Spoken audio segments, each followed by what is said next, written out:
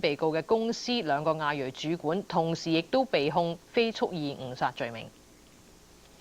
位於 San Bruno 嘅國家檔案館三藩市資料庫最近同加州大學柏克萊分校合作，建立一個有關早期華裔移民信息資料嘅檢索網絡。張光平報道。華盛頓州居民高國強今日第一次睇到自己嘅家姐同媽媽喺上個世紀20年代初到美國時嘅照片。高國強係喺國家檔案館三藩市資料庫揾到呢啲珍貴嘅家族歷史資料。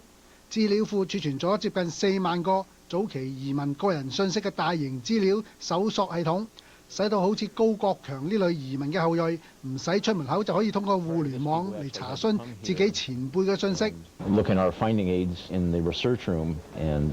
find out from that if their ancestor was covered or their family was covered in the records. Now they can go to the public website maintained by the Haas Business School here at UC Berkeley, and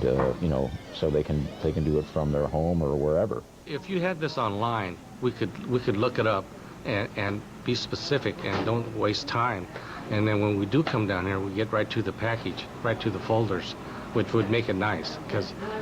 it's a long ways for us to come. 資料庫指出，因為每個移民嘅資料少則10幾頁，多則100幾頁，唔可能全部放喺網上，因此搜索系統只係包括咗移民嘅姓名、出生地、到達時間、到達時所乘嘅船隻等嘅內容。其他嘅資料，查詢者仲要親自去到資料庫查閱。